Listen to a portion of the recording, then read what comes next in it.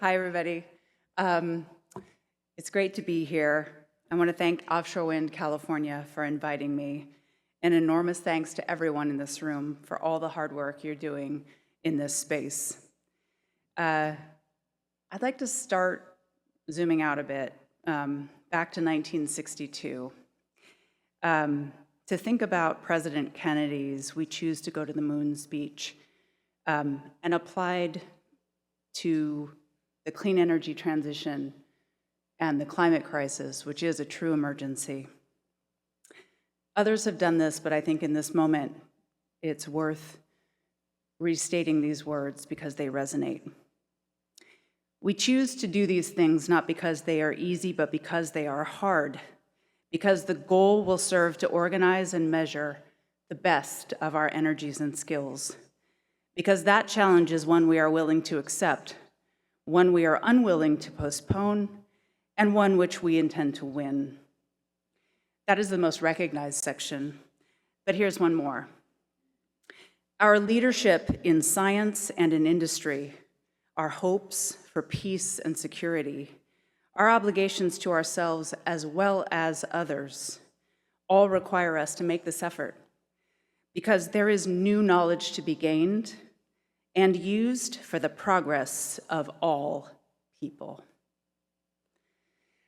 All right, so with that in mind, a couple of things about offshore wind in California. California endeavors to responsibly develop clean energy, and these resources to be reliable, affordable, safe, and in their operations protect communities from the impacts of a changing volatile climate.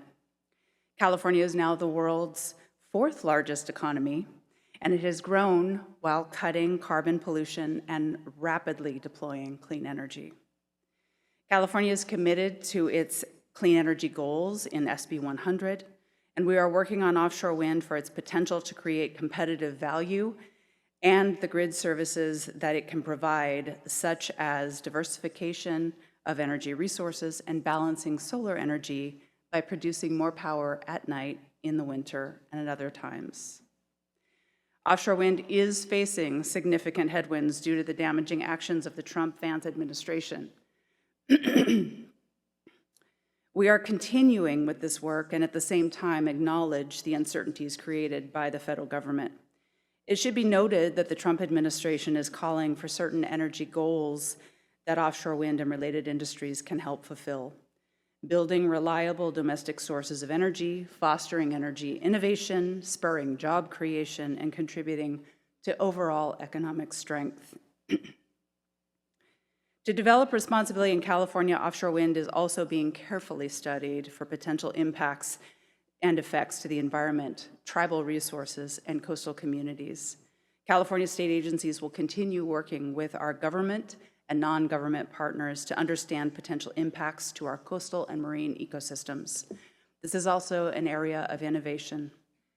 The Ocean Protection Council is working on comprehensive environmental monitoring guidance and the establishment of a West Coast Science Collaborative to coordinate environmental research and monitoring to understand and minimize the impacts to wildlife and marine ecosystems.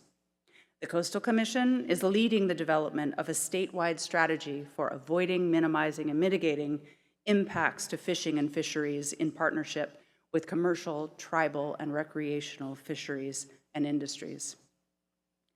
Offshore wind is a long lead time resource that requires synchronized development of multiple large projects. There are jobs and business creation potentials in the offshore wind space and sectors, including port modernization, new transmission, supply chains, research and development.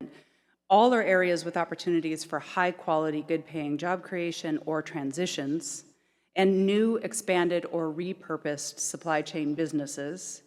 And multiple large projects developing at once may increase the durability of jobs and businesses across several sectors and over time. Many agencies are continuing to engage in early, often, and meaningful tribal consultations with California and Native American tribes on protection of tribal cultural resources, tribal economic enterprise development, workforce development, and co-management and coordination strategies. One example is the implementation of Assembly Bill 1284 at the California Natural Resources Agency, and another is the ongoing Tribal Nation Working Group co-led by tribal nations and the California Energy Commission. California has taken a number of actions to unlock offshore wind potential in the state. The AB 525 Strategic Plan for Offshore Wind, the California Energy Commission is leading a statewide study per Assembly Bill 3, which looks at bringing 50 to 65% of the offshore wind supply chain for California into California. AB 1373 Central Procurement, that mechanism is in development for long-duration storage, geothermal, and offshore wind. Offshore wind as industrial policy intersects with broad initiatives in California, like California Jobs First, the Master Plan for Career Education, and Building California, which more information can be found at build.ca.gov. One example of this, a goal for the Master Plan for Career Education, is to build opportunities to gain skills within communities. And we are seeing collaborations by regional institutions such as Cal Poly Humboldt to foster economic mobility in people's own backyards. Port projects are in planning and permitting stages. Transmission is in planning stages. We've held community workshops and convenings, including in port site communities, to discuss how community benefits can mitigate impacts and improve socioeconomic participation across the offshore wind sectors. Communities themselves are organizing around this new set of opportunities. Researchers in California have worked with other states, tribal nations, and federal counterparts to conduct science and research to protect our shared environment and innovate to standardize and reduce cost. And the Prop 4 climate bond contains almost $500 million, $475 million for port modernization to serve offshore wind as a priority and for other port upgrade and modernization activities. Finally, I'll zoom out to some highlights across the US and globally. Offshore wind is increasing globally in China, Japan, South Korea, the United Kingdom, Norway, and the European Union, and in many other places. The US development of offshore wind is continuing, including the 2.6 gigawatt CVAL project in Virginia, estimated to deliver power in 2026, and the 810 megawatt Empire Wind 1 project in New York, expected to deliver power in 2027. Global market projections for offshore floating wind are estimated at 10% compounded annual growth rate through 2050, and the majority of global offshore wind energy by 2050 is projected to be floating systems.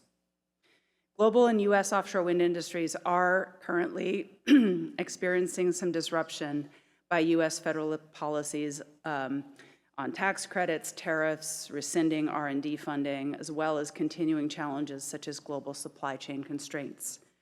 So we are proceeding with care, knowing we need solutions to combat the volatile and deadly impacts of climate change and ultimately safeguard California's future. We will continue to collaborate and think creatively with our partners in this room and throughout the offshore wind space and industry on timely solutions. Thank you so much for being here this morning, and we'll see you soon.